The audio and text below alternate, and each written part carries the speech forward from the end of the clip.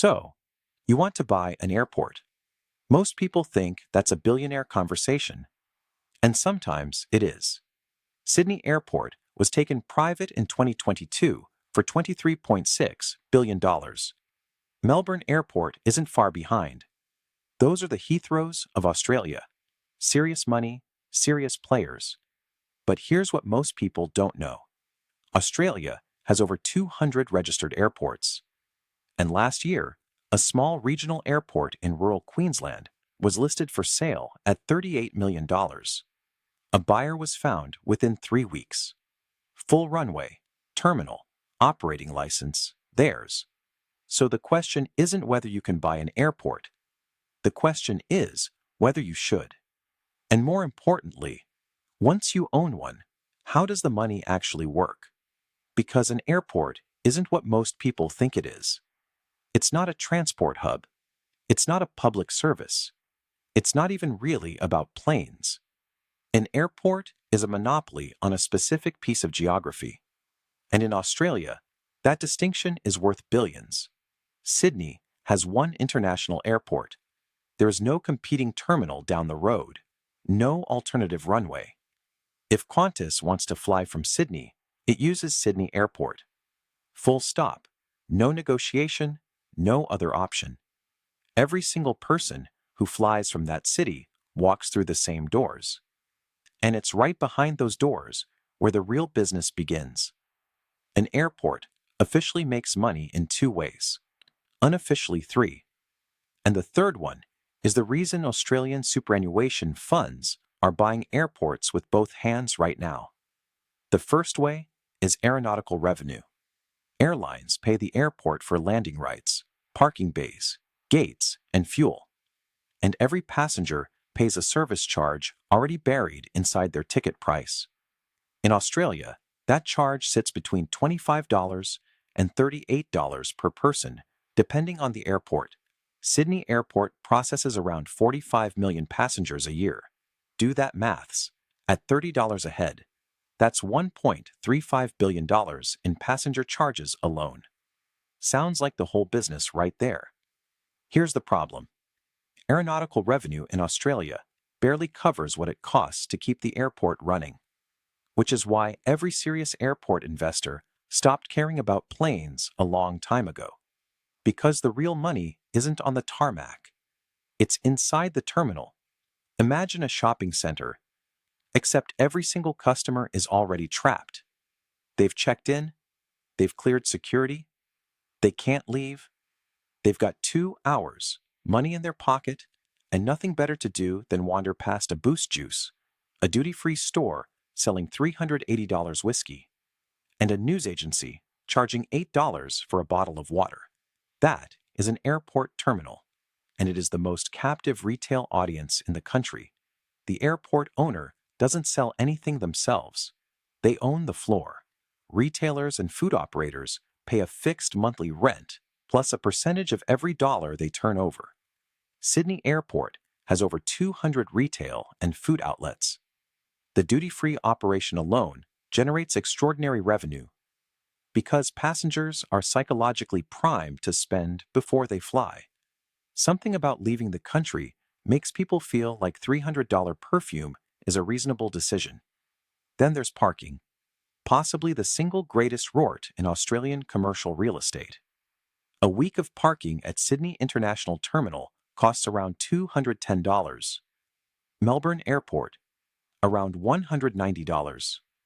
Those car parks run at near full capacity year-round. Sydney Airport earns over $300 million annually from parking alone. From Australians, who had no choice but to leave their car somewhere. And it doesn't stop there. Every Uber and taxi that picks up a passenger pays the airport an access fee. Every ATM contract generates passive income. Every advertising panel in the terminal, every baggage trolley, every paid lounge, every vending machine. It all flows back to the airport owner because the passenger is already inside, and the only way out is through your building. But here's the third revenue stream, the one nobody talks about. And in Australia, it's hiding in plain sight. Landing slots. At Sydney Airport, planes land and take off almost continuously. The airport is capped at around 80 aircraft movements per hour. Every flight occupies a specific window of time, a slot, during which an airline has the right to use the runway. Those slots are allocated by the airport. And here's the thing, they're extraordinarily valuable. Sydney Airport is one of the most slot-constrained airports in the world.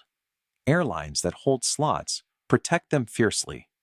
And while Australia doesn't allow the same secondary slot trading that exists in Europe, where a single slot pair at Heathrow once sold for $75 million, the scarcity of Sydney slots gives the airport enormous indirect leverage. When Sydney Airport goes to the ACCC and says it needs to raise aeronautical charges to fund a $2 billion terminal upgrade, and airlines push back, the airport's trump card is always the same. You want access to our runway at 8 a.m. on a Monday morning? This is what it costs. There is no alternative. That scarcity is worth billions, even without a single slot being sold. Now let's talk about what happens when the passengers disappear entirely. Because this is the part of owning an airport that nobody puts in the sales brochure. March 2020, COVID hits Australia. International borders close overnight. Domestic travel collapses. Sydney Airport's passenger numbers fall 97% inside 6 weeks. 97%. The planes stop, the terminals empty, the duty-free stores close, the car parks sit silent, and the costs keep running. Security staff can't be stood down overnight. Runways have to be maintained. Infrastructure has to stay operational. And most painfully, Sydney Airport was carrying billions in debt from its own privatization. Debt repayments don't pause for a pandemic. Sydney Airport burned through cash for 18 months on its suspended dividends, raised $2 billion in emergency equity from shareholders, restructured its debt facilities, and survived. But only because its balance sheet was strong enough, and its institutional investors patient enough to wait it out. A smaller airport without that financial firepower? It doesn't survive. Full stop. Which is exactly why the investors who own Australia's major airports aren't individuals. They're not even listed companies in the traditional sense anymore. Sydney Airport is now owned by a consortium that includes IFM investors, which manages money on behalf of Australian industry superannuation funds, which means your super is funding the parking fee you paid last time you flew. You are both the customer and the investor simultaneously. You're paying the airport and part owning it at the same time, and nobody sent you a memo about that.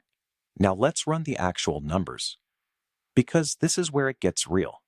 Small regional airport, think Albury, Dubbo, or Karratha, around 500,000 passengers a year. Purchase price around $35 to $50 million. Annual revenue around $12 to $15 million. Operating costs, staff, security, maintenance, CASA compliance, utilities, around $13 to $14 million. Net profit, roughly $1 million a year. On a $45 million investment. That is barely 2%. You are not buying a regional airport for the cash flow. You're buying the land, the license, the industrial precinct surrounding the runway, and the long-term bet that the region eventually grows toward you.